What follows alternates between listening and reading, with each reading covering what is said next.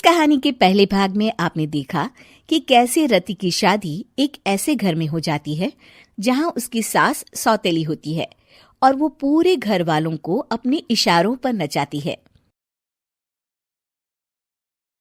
रति छत से सूखे कपड़े उतार कर ले जा रही थी कि तभी उसकी नजर लक्ष्मी पर पड़ती है, जो किसी तरह चोरी से सुनील की अलमारी खोलने की कोशिश कर रही होती है।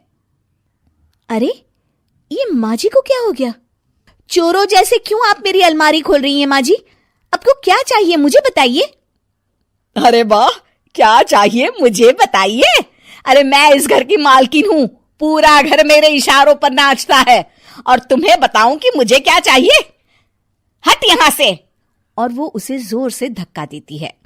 जैसे ही लक्ष्मी रति को धक्का देती है, उसके सर पर चोट लग जाती है और वो बेहोश होकर गिर जाती है।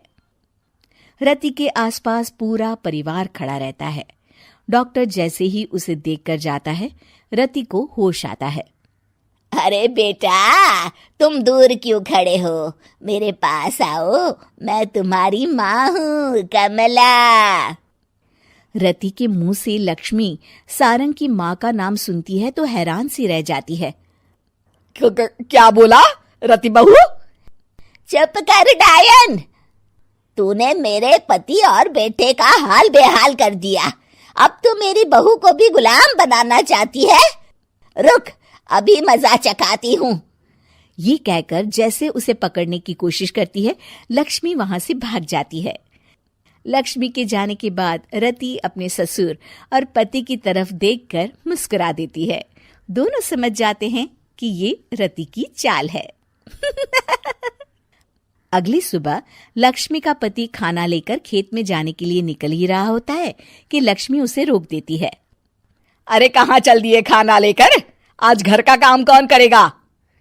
तभी पीछे से रति आ जाती है और जोर से चिल्लाती है। कौन इनको काम पर जाने से रोक रहा है? मैं अभी उसे मजा चखाती हूँ। जैसे ही रति लक्ष्मी की तरफ बढ़ती है, लक्ष्मी घबरा जाती है। मैं तो मजाक कर रही थी बहन। आखिर मैं कौन होती हूँ रोकने वाली? मैं तो बस ये पूछ रही थी कि घर का काम कौन करेगा? कौन क्या? तू करेगी। चल उठा झाड़ू और शुरू हो जा। लक्ष्मी पूरे घर में झाड़ू पोछा लगा रही होती है कि अचानक सामने सारंग खड़ा हो जाता है। अच्छा माँ, मैं काम पर जा रहा हूँ।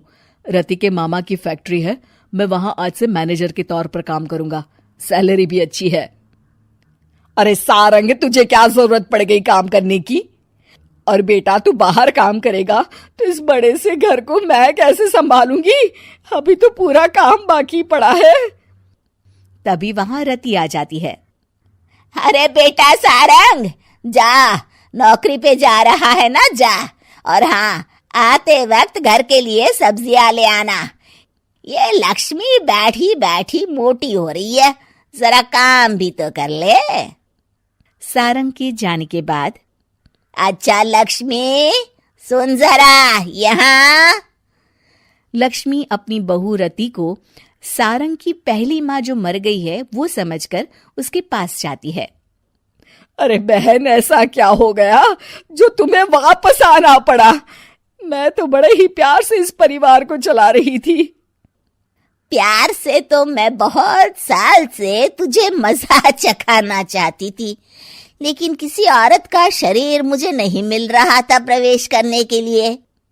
अब से ना मैं बहू के शरीर में रहूंगी। और हाँ, तूने कोई भी चालाकी दिखाई या मेरे घर के लोगों को परेशान करने की कोशिश की तो तेरा गला दबा दूंगी। लक्ष्मी रति के मुंह से ये सुनकर डर जाती है और शाम को अपने बेटे और पति के सामने जाकर कहती है, तुम दोनों मुझे माफ कर दो। मैं अब तुम दोनों को कभी परेशान नहीं करूंगी। और बहू, तुम मेरी बेटी की तरह हो, बस अब बेटी की तरह ही बनकर रहना। लक्ष्मी उन लोगों को इतना कहकर वहां से चली जाती है और उसके जाने के बाद तीनों एक दूसरे की तरफ देखकर हंस देते हैं।